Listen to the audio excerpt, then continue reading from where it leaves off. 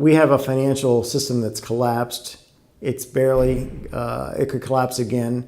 We need to fix it fundamentally, and we need to understand exactly what happened from an economist perspective and how to fix it.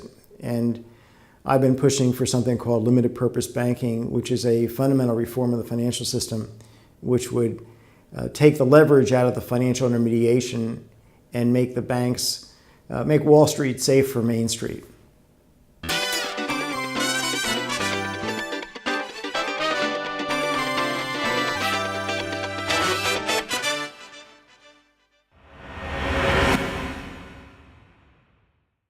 The title Jimmy Stewart is Dead comes from the movie that Jimmy Stewart was in called It's a Wonderful Life, in which Jimmy Stewart plays an honest banker where his bank experiences a run and he becomes despondent and almost tries to kill himself. And at the last minute, he saves his bank by giving a very good speech. And you can see that just because he was trustworthy, people trusted him and they left their money in the bank, and it was Christmas Eve and everything was a happy ending. But today, we have these huge financial conglomerates. The people running these companies are out for themselves. The boards of directors are in bed with the CEOs to pay each other off. The rating companies are being bribed. The politicians are being bribed. And the regulatory agencies are being bribed. So, in effect, by saying, come work for me after you leave your job with the government. So we can't trust people. We have to have a system that is immune from human frailty here, human deceit, and human instinct to steal. We need to have a system that, we need to set up ground rules to have a rule of law prevail in the financial system, and you need disclosure to make that happen. So we can't trust in Jimmy Stewart's. Jimmy Stewart is dead. Honest, I'm not saying that all bankers are dishonest. I'm saying that we can't have a system that relies on the people at the top of these companies to be Jimmy Stewart.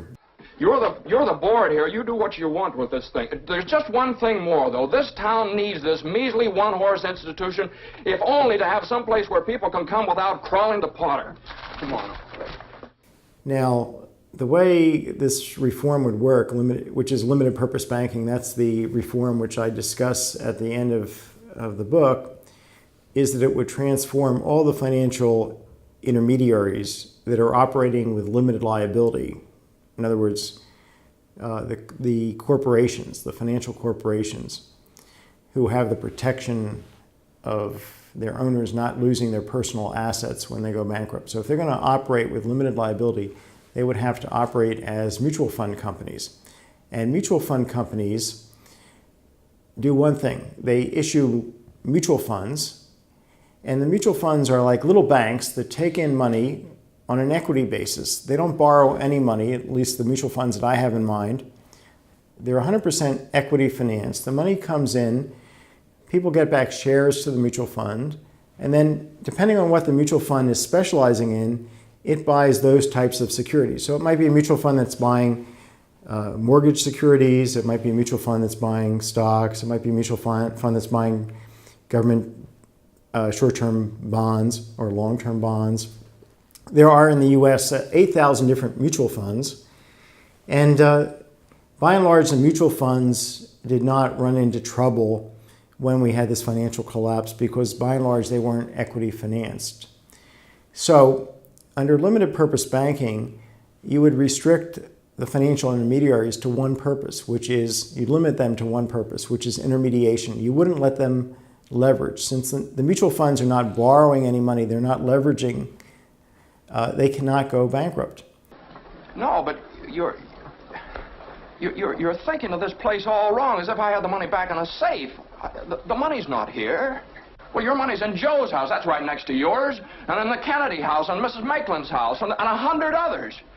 Right now, Wall Street is operating on a trust me basis. You cannot see what I've invested in because if I show you, I'm going to lose my Midas touch, and in the sense that I've got a Midas touch, but if I tell you what I'm doing with your money, somebody else is going to learn about my Midas touch, my ability to make gold for you out of nothing, and consequently, I can't show you, and consequently, you can't see what I'm doing with your money Well, the problem with that is that if the people that gave me the money get scared about my engaging in fraud, they'll run to get it. And indeed, if I can't pay it back because I don't have it, then we have a fraud run. And that's exactly what we saw when Bear Stearns went down, when Lehman went down, when all these major companies went down the tubes. It was a fraud run.